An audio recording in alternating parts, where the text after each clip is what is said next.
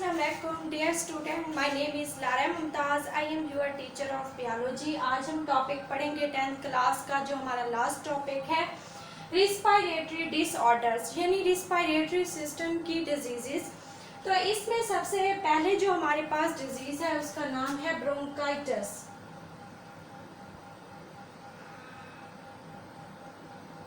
ये जो bronchitis disease है ये डिजीज ज्यादातर ब्रोंक्यूल्स के अंदर होती है, ब्रोंकाई के अंदर और ब्रोंक्यूल्स में होती है। ब्रोंकाइटिस ब्रोंकाई और ब्रोंक्यूल्स की इन्फ्लेमेशन है। अब ब्रोंकाइटिस में क्या होता है कि ब्रोंकाई और जो ब्रोंक्यूल्स हैं इनके अंदर सोजिश हो जाती है, इन्फ्लेमेशन हो जाती है। ब्रोंकाई और ब्रोंक्यूल्स होते क्या है हम ड्रा करके देखते हैं। ये हमारे पास ट्रैकिया है। ट्रैकिया दो ब्रांचेस में डिवाइड करती है जो अपनी तरफ के लंग्स में दाखिल होती है।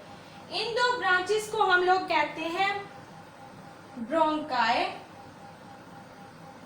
और ये अपनी तरफ के जो लंग्स है उनमें दाखिल होती हैं। दाखिल होने के बाद ये ब्रोंकाई मजीद जो है वो डिवाइड करती हैं और छोटी ब्रांचेस में तकसीम होती जाती है। ठीक है, ब्रोंकाई ने अपनी तरफ के लंग्स में दाखिल होने के बाद मजीद ब्रांचेस में डिवाइड किया। इन ब्रांचेस को हम लोग कहते हैं ब्रोंक्यूल्स। इन ब्रांचेस को ब्रोंक्यूल्स कहा जाता है। इन ब्रांचेस ब्रोंकाई के अंदर और ब्रोंक्यूल्स के अंदर जब इन्फ्लेमेशन सोजिश होती है ये नैरो तंग हो जाती हैं और इस डिजीज को कहते हैं ब्रोंकाइटिस। अब इसकी काजेस क्या है? ब्रोंकाइटिस की काजेस में हमारे पास बैक्टीरिया इन्फेक्शन, बैक्टीरियल जब इन्फेक्शन होता है तो बैक्टीरिया की वजह से उस वक्त ब्रोंकाइटिस होता है। कोई वायरल इन्फेक्शन होता है किसी केमिकल की वजह से ब्रोंकाइटिस की डिजीज होती है। अब ब्रोंकाइटिस के अंदर जब ब्रोंकाइटिस की डिजीज होती है तो उसमें सिम्टम्स क्या होते हैं? ये थी काजेस हमारे पास। सिम्टम्स ब्रोंकाइटिस की डिजीज में शॉर्टनेस ऑफ ब्रीथिंग होती है। इसके अलावा वीजिंग, एक वर्ड पढ़ते हो वीजिंग, इसका मतलब होता है कि साउंड में खड़खड़ाहट की आवाज प्रोड्यूस होना। Wheezing, shortness of breathing,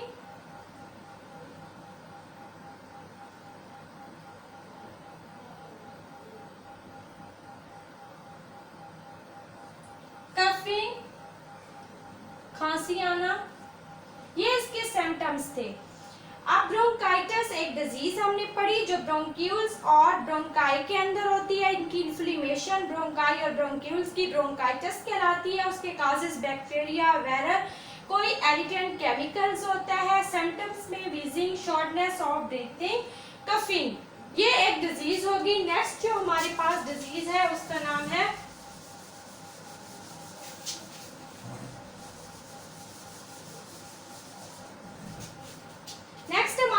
emphysema.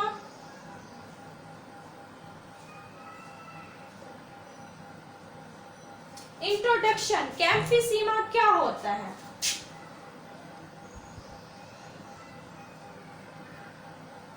Emphysema जो है ये भी एक रिस्पायरेटरी डिसऑर्डर है। एम्फीसीमा के अंदर एल्वियोलाई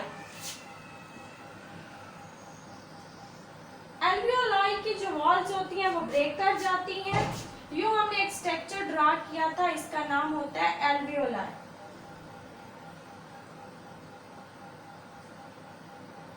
एम्फीसीमा के अंदर इस एल्वियोलाई की जो वॉल्स होती हैं वो ब्रेक होती हैं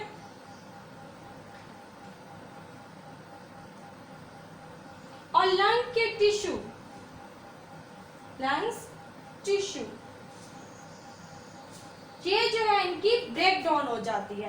इनकी ब्रेक डाउन की वजह से सरफेस एरिया इंक्रीज कर जाता है, लेकिन जब गैसियस एक्सचेंज होता है, जब लंग्स में एक्सहेलेशन का प्रोसेस करते हैं, एक्सहेल करते हैं, तो उस जो पेशेंट के लंग्स हैं फिर दोबारा नॉर्मल कंडीशन में नहीं आते।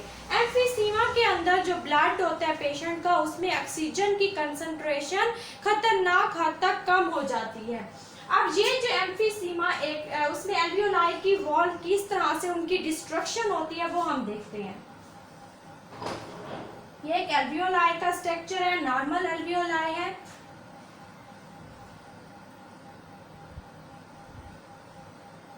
ठीक है, ये थी हमारे पास नॉर्मल।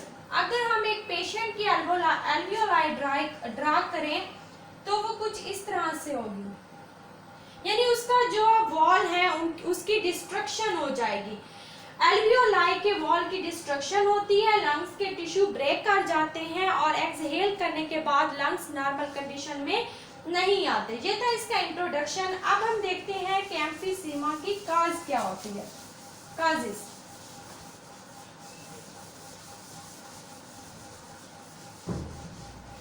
एम्फीसीमा के सिम्टम्स और काजेस देखेंगे।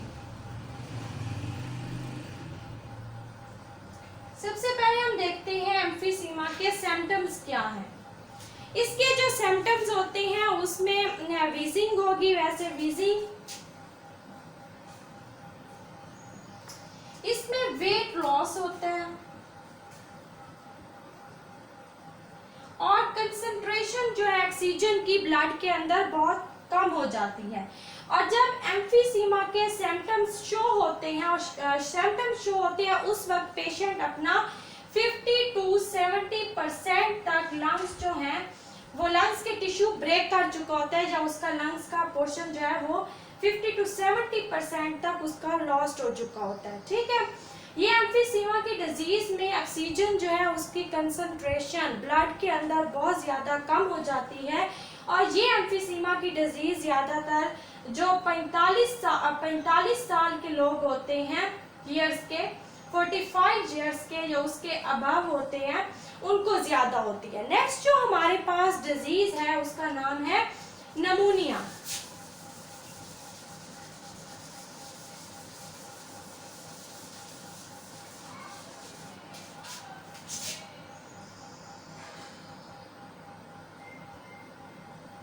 नमूनिया से आप लोग वाकिफ होंगे, ये एक ऐसी डिजीज होती है जिसमें कोई बैक्टीरिया जाके लंग्स के टिश्यू पे अटैक करता है।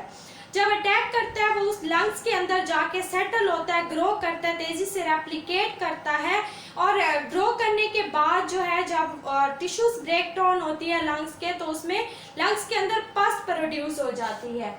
वो नमूनिया की वजह से होता है। नमूनिया एक लंग के अंदर भी हो सकता है, दो में भी होता है। जब ये नमूनिया दो लंग्स के अंदर होता है तो इसे हम कहते हैं डबल अमोनिया। उसे हम कहते हैं डबल नमूनिया। जो हमारे पास नमूनिया है इसकी काजेस क्या है, जी किस वजह से होता है। नमूनिया की जो काजेस हैं वो हमारे पास कोई बैक्टीरिया है, उस बैक्टीरिया का नाम है स्ट्रेप्टोकोकस निम्यूनाई। ठीक है, और इसके अलावा इसकी वजह वायरल इन्फेक्शन है। वायरल इन्फेक्शन में जैसे इन्फ्लुएंजा का वायरस हो गया, और हमारे पास कुछ फंगल इन्फेक्शन भी हैं जो कास बनते हैं नमूनिया का। अब फंगल इन्फेक्शन मतलब जो फंजाई भी कास बनता है नमूनिया का। नेक्स्ट हमारे पास इसमें सिम्टम्स, इसके सिम्टम्स ये है कि इसमें हाई फीवर होगा, high fever, shivering, high fever होगा, शिवरिंग होगी यानी कि कांपना, सर्दी लगेगी, बहुत ज्यादा तेज बुखार होगा, कफिंग होगी विद स्प्यूटम। ये इसके सिम्टम्स हैं। नमूनिया की ट्रीटमेंट भी है। नमूनिया की ट्रीटमेंट में एंटीबायोटिक्स यूज की जाती हैं और साथ वैक्सीन यूज की जाती है। ये दोनों जो हैं ये नमूनिया की ट्रीटमेंट में यूज होती है, एंटीबायोटिक्स और वैक्सीन। नेक्स्ट हमारे पास टॉपिक है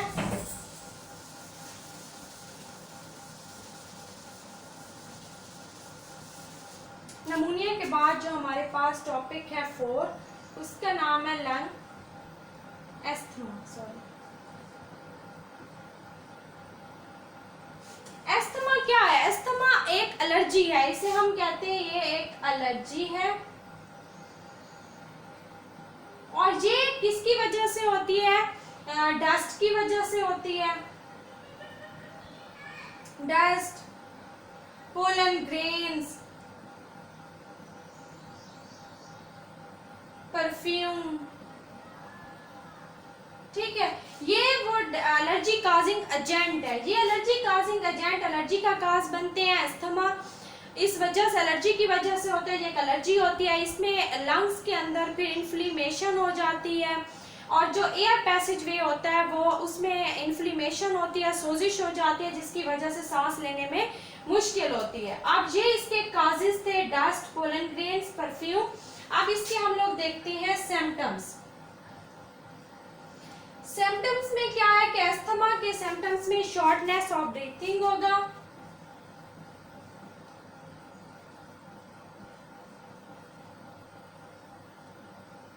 शॉर्टनेस ऑफ ब्रीथिंग, इसके अलावा व्हीजिंग यानी खरखराट,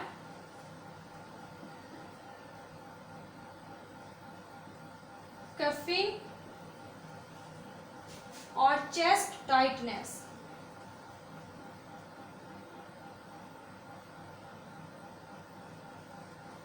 ठीक है, चेस्ट टाइटनेस और चेस्ट के अंदर टाइटनेस फील होगी, कफिंग होगी, व्हीजिंग होगी और शॉर्टनेस ऑफ ब्रीथिंग। ये थे हमारे पास सिम्टम्स। अब हम देखते हैं नेक्स्ट जो है हमारे पास सिम्टम्स के बाद इसकी ट्रीटमेंट है।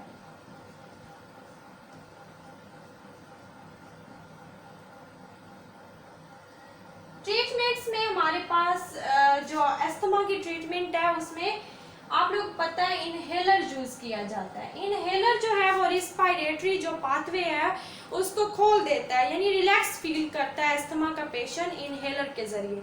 इनहेलर जो है वो एक ट्रीटमेंट है जो अस्थमा में यूज की जाती है। नेक्स्ट हमारे पास टॉपिक है रिस्पायरेटरी डिसऑर्डर में लंग्स कैंसर। फिफ्थ टॉपिक है हमारे पास लंग्स कैंसर। और कैंसर का आप लोगों को पता है ये क्या होता है? अनकंट्रोल जो है ब्रेक डाउन है ऑफ टिश्यूज। किसके टिश्यूज की? तो ये लंग कैंसर है तो लंग्स के टिश्यूज ऑफ लंग्स के टिश्यूज की जो अनकंट्रोल ब्रेकडाउन होगी उसे कहेंगे कैंसर। अब कुछ ट्यूमर या कैंसर जो होते हैं वो मैलिग्नेंट्स होते हैं। मैलिग्नेंट्स का मतलब है कि एक जो कैंसरस सेल होगा वो अपने साथ पड़े हुए नॉर्मल सेल को भी इफेक्ट करेगा, उसे कहते हैं हम लोग कहते हैं मैलिग्नेंट ट्यूमर। नेक्स्ट हमारे पास है कि इस लंग्स के कैंसर की कॉजेस क्या होती हैं। इसकी जो कॉजेस हैं उसमें हमारे पास लंग कैंसर होता है स्मोकिंग की वजह से। कार्सिनोजिन्स जो हैं ये वो एजेंट हैं जो कैंसर काजिंग एजेंट्स होते हैं, उन्हें हम लोग कहते हैं कार्सिनोजिन्स। और ये कार्सिनोजिन्स स्मोकिंग के अंदर जो हम सिगरेट वगैरह लोग यूज करते हैं उसके स्मोकिंग के अंदर स्मोकिंग के जरिए ये कार्सिनोजिन्स हमारी बॉडी में इंटर होते हैं जो लंग्स कैंसर का काज बनते हैं। कार्सिनोजेंस के जरिए होता है लंग्स कैंसर। उसके अलावा आयोनाइजिंग रेडिएशन के जरिए होता है।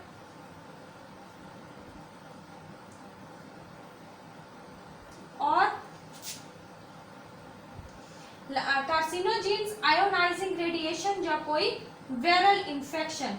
कुछ वैक्सीन भी हैं जो लंग कैंसर का काज बनते हैं। कार्सिनोजिन में वो एजेंट्स आएंगे, वो चीजें आएंगी जो कैंसर का काज बनती हैं, उन एजेंट्स को हम लोग कहते हैं कार्सिनोजिन्स। ठीक है, आयोनाइजिंग रेडिएशन से कैंसर होगा या वायरल इन्फेक्शन से लंग्स का कैंसर होगा। अब लंग्स के कैंसर में जो लंग्स का कैंसर है इसमें एक और वर्ड आप लोग पढ़ोगे, पैसिव स्मोकिंग से भी होता है। Passive smoking. ये क्या होती है? पैसिव स्मोकिंग का मतलब है कि आप लोग किसी और का, जो कोई और स्मोकिंग कर रहा है, उससे जो स्मोक है वो आपके अंदर इंटर हो रहा है, तो इसको कहते हैं पैसिव स्मोकिंग। आप खुद स्मोकिंग नहीं करते, लेकिन आप किसी ऐसी महफिल में बैठे हैं, किसी ऐसी जगह पे बैठे हैं, कोई और सिगरेट पी रहा है, तो उसका जो स्मोक है वो आपके अंदर दाखिल हो रहा है, उसको कहते हैं पैसिव स्मोकिंग। और ये भी लंग्स कैंसर की एक वजह है।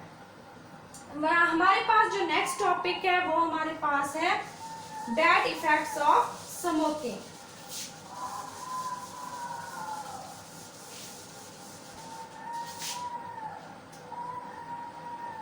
Bad effects of smoking. Smoking किस लिहाज से, इसके बैड इफेक्ट्स क्या है स्मोकिंग के? सबसे पहला इफेक्ट तो आप लोगों को पता है कौन सा है? Lung cancer. लंग्स कैंसर, यानी आप लोग पहले देख रहे हो रिस्पायरेटरी इफेक्ट्स। रिस्पायरेटरी जो इफेक्ट्स होंगे उसके अंदर लंग्स कैंसर आएगा, ठीक है। नमूनिया इसकी वजह से होता है, लंग्स कैंसर होता है, ट्यूबरक्लोसिस होता है। अब हम लोग देखते हैं सर्कुलेटरी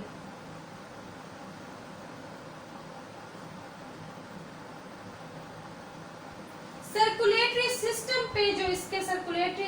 पे जो इसके इफेक्ट्स हैं, यानी आप लोग यूं लिखोगे सर्कुलेटरी सिस्टम पे इफेक्ट्स देखोगे, effects of smoking, effects of smoking, ठीक है, ऑन सर्कुलेटरी सिस्टम, यानी हम लोग सर्कुलेटरी सिस्टम के ऊपर इफेक्ट्स देख रहे हैं स्मोकिंग के। पहले हमने इफेक्ट्स स्मोकिंग के देखे किस पे? रिस्पायरेटरी सिस्टम पे, रिस्पायरेटरी इफेक्ट्स देखोगे, ठीक है। उसके बाद सर्कुलेटरी सिस्टम पे इफेक्ट देखोगे। रिस्पायरेटरी सिस्टम पे जो स्मोकिंग के इफेक्ट्स है, स्मोकिंग लंग कैंसर का काज बनता है, नमूनिया का काज बनता है। अब हम देखते हैं सर्कुलेटरी सिस्टम पे। सर्कुलेटरी सिस्टम में हमारा ब्लड आता है, हमारा हार्ट आता है। अब इसमें जो स्मोकिंग होती है उसमें जो उसका स्मोक होता है उसमें होती है कार्बन मोनोऑक्साइड, CO। अब ये CO क्या करती है कि हीमोग्लोबिन की ऑक्सीजन कैरिंग कैपेसिटी को कम कर देती है। इसके अलावा जो प्लेटलेट्स होते हैं, प्लेटलेट्स हमारे ब्लड के अंदर, प्लेटलेट्स का फंक्शन होता है कि खून को जमने में मदद देते हैं। तो ये स्मोकिंग की वजह से प्लेटलेट्स की कंसंट्रेशन लेट्स की ज़्यादा हो जाती है, प्लेटलेट्स की, जिसकी वजह से हमारा ब्लड विस्कस हो जाता है और आर्टेरियोस्क्लेरोसिस का काज बनता है। डिजीज है आर्टेरियोस्क्लेरोसिस, ठीक है, ये डिजीज होती है। इसमें क्या होता है कि प्लेटलेट्स के नंबर जो है वो नॉर्मल से इंक्रीज कर जाते हैं। हमने पहले इफेक्ट देखे सर्कुलेटरी सिस्टम, रिस्पायरेटरी सिस्टम पे, फिर सर्कुलेटरी सिस्टम पे। अब हम इसके इफेक्ट देखते हैं टीथ्स पे। टीथ्स पे क्या होता है कि ये टीथ्स जो है ये वीक हो जाएंगे। इसके अलावा टीथ्स के ऊपर स्टेनिंग हो जाएगी। स्टेनिंग क्या होता है? यानी कि उसके ऊपर एक और डिस्कलोरिनेशन होगी, उसके ऊपर एक और कवरिंग बन जाएगी। जैसे आप लोग देखते हो जो स्मोकिंग करते हैं उनके टीथ जो हैं वो येलो कलर के हो जाते हैं, यानी उनकी स्टेनिंग हो जाती है। नेक्स्ट हमारे पास हमने सर्कुलेटरी सिस्टम, रिस्पायरेटरी सिस्टम पे इफेक्ट्स देखे स्मोकिंग के, सर्कुलेटरी पे और टीथ्स पे देखे। ये उसके बैड इफेक्ट थे स्मोकिंग के। स्मोक जो होता है, स्मोकिंग में के जरिए का जो स्मोक होता है वो उसके अंदर 40,000 तक केमिकल्स होते हैं, ठीक है, सिगरेट के धुएं में। और उनमें से जो 50% होते हैं वो क्या होते हैं? कार्सिनोजेनिक होते हैं। यानी कि कार्सिनोजेनिक का क्या मतलब है? यानी कैंसर काजिंग। तो मैं उम्मीद करती हूँ कि आपको मेरा आज का लेक्चर अच्छी तरह समझ आया होगा। अगर फिर भी ना आया हो तो मुझे ज़रूर इन्फॉर्म कीजिएगा। अल्लाह हाफिज़।